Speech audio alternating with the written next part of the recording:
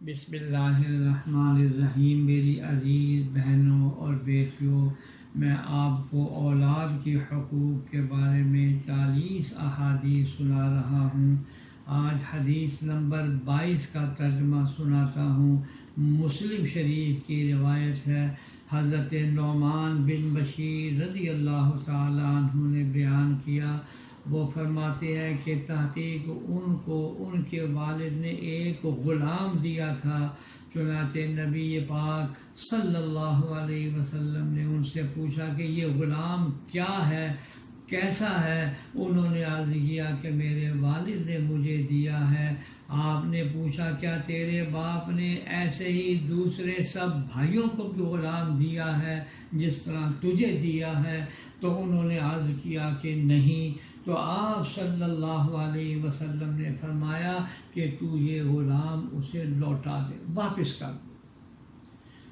اس کی تشریح میں علماء نے لکھا ہے کہ حضرت صلی اللہ علیہ وسلم کا یہ حکم فرمانا کہ آپ اپنے باپ کو یہ غلام واپس کر دو، کیونکہ اس نے سب بیٹوں کو غلام نہیں دیا، کیونکہ اگر اولاد میں انصاف سے اشیاء تقسیم نہ کی جائیں تو صرف کسی ایک بیٹے کا لینا جائز نہیں اور اس میں فساد ہو سکتا ہے۔ میں تمام ان لوگوں کو جن کو اللہ نے اولاد کی نعمت عطا فرمائی ہے، حضرت صلی اللہ علیہ وسلم کا واسطہ دے کر یہ عرض کرتا ہوں کہ خدا را اپنے بچے اور بچیوں میں انصاف کے ساتھ معاملہ کرے، اس سے دنیا بھی اچھی ہو جائے گی، آخرت بھی اچھی ہو جائے گی۔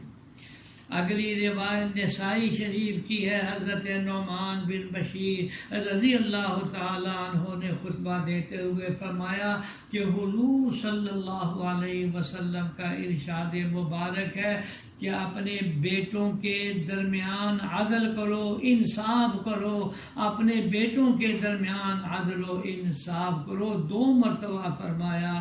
اس کی تشریح میں علماء نے لکھا ہے کہ حضرت صلی اللہ علیہ وسلم فرما رہے ہیں کہ اپنی ساری اولاد میں انصاف کرو اور سب کو برابر برابر دو، اور تاکیداً 2 مرتبہ یہ حکم فرمایا بچوں میں سے کسی سے بھی کسی بھی انداز میں تفریق و کمی بیشی اور حق تلفی جائز نہیں، اس کا نقصان دنیا اور آخرت میں برداشت کرنا پڑتا ہے۔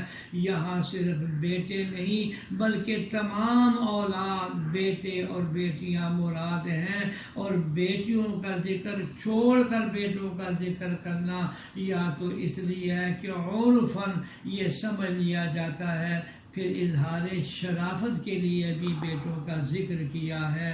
آپ نے روایتیں سن لیا ہیں، بیٹیاں ہوں یا بیٹے ہوں، بیٹے اور بیٹیاں، ان سب کے اندر ماں باپ کو انصاف کے ساتھ معاملات کرنے چاہیے۔ یا اللہ ہم سب کو صحیح سمجھ عطا فرما، آمین یا رب العالمین۔